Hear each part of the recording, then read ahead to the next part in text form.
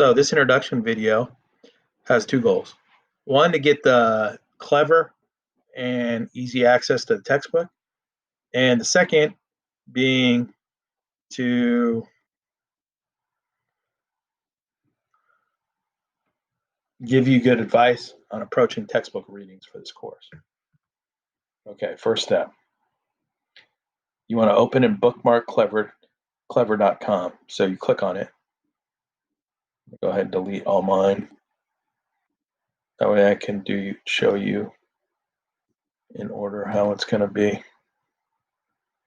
All right, now back to the lesson. So once you click on this, you may go ahead and bookmark it.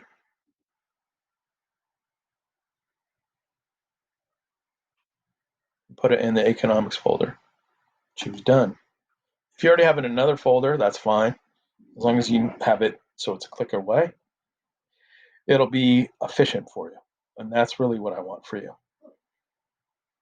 So once you're there, go ahead and choose login as a student. And what you should get is something similar to this, but it should be your name and your page. To access the textbook, click Savas Easy Bridge. It may require you to log in again, it may not.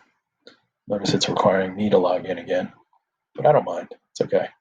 After you do Savas Easy Bridge, you should have an option for Savas Realize, though I'm thinking I might need to add you guys for econ, probably. Anyway, go ahead and choose Savas Realize.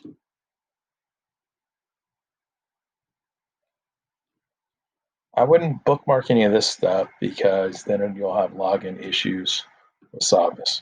And then choose, don't click on the picture, click on the words. That's what's hot linked. Economics textbook.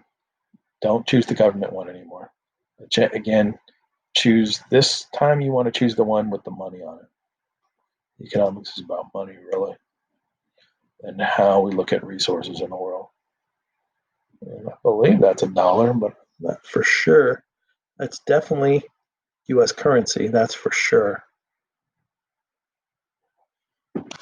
Can't really see what kind of money it is. Sometimes it has the word on it. I don't see it on that. Anyway, I wonder if it's on my cover. Yeah. Cover. Let's see. It's a $10 bill. How do I know? If you look at your textbook, or you look at it sideways, over the green emblem, you can see the word 10. And because I've handled a lot of money, I was a cashier a couple different times in my life. Okay. Anyway, so it's a $10 bill basically rolled up. Choose topic 1.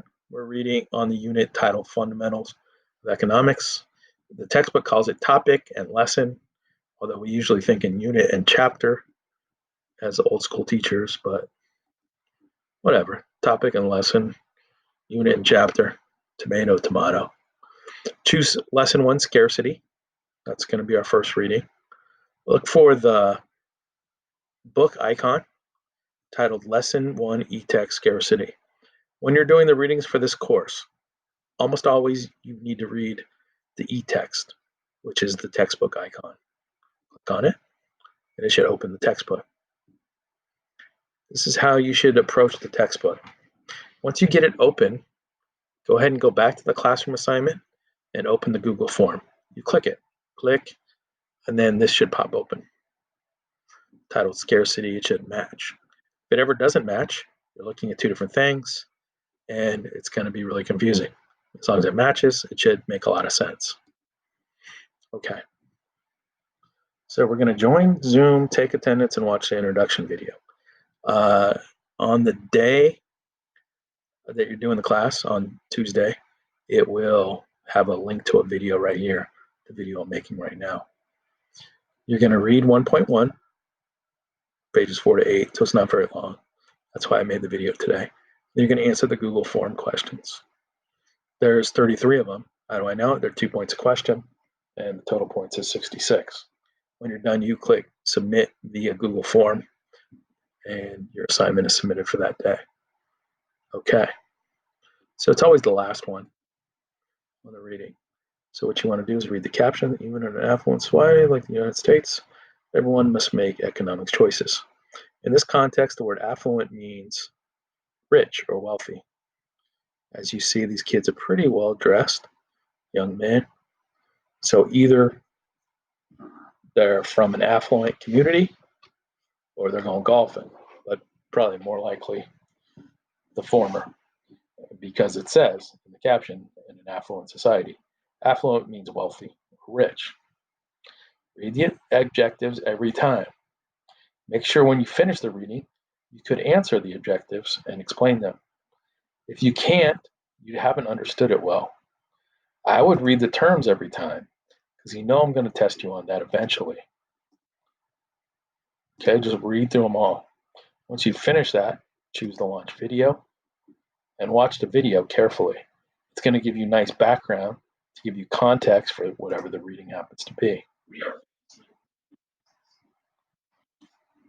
I would encourage you to make it full screen when you do it, and also do the closed captions and make sure that volumes are up on your device as well as on the website. Then play it. When you finish playing it and watching it, check in on the questions. So a limited amount of goods and services are available to meet unlimited.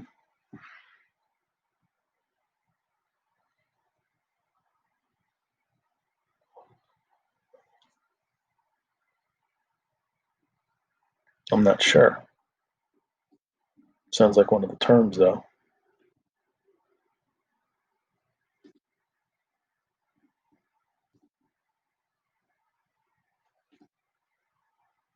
That's scarcity. When I click on scarcity, it sounds like a want to me. Well, if you're rich, that's affluent. So if you skip things, you wouldn't really have caught the definition. Okay, you get the idea. 2, 3 to 5, then choose next and continue the reading. I like to play the audio because it frees me up to follow and skip ahead and go back as needed. Even here, if you click on it, you can see the definition again. And you might, if something confuses you, stop, check the definition, and feel free to go back or forth on the readings audio. Although I've had less success with that. And so if it messes me up too much, I'll just read it. But generally, I like to hear him read it. And then when you're approaching these, read 2 to 3 paragraphs, then check. 2 to 3 paragraphs, then check for answers. Because then it's going to be fresh in your brain. If you read the whole thing and then try to go back and answer the questions, you're relying too much on your memory rather than your understanding. I want you to rely on your understanding, not just your memory. And go through the whole thing. Finish the whole thing, answer all the questions. And start getting in the habit of confirming one answer with me.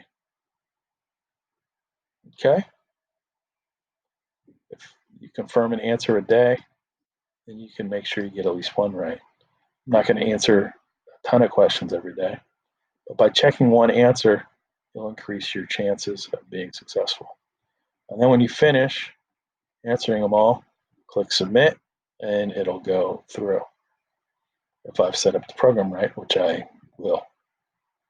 That's all for this video. Hopefully it helped you. When you're done with it, can you please type started reading in the chat? Thank you.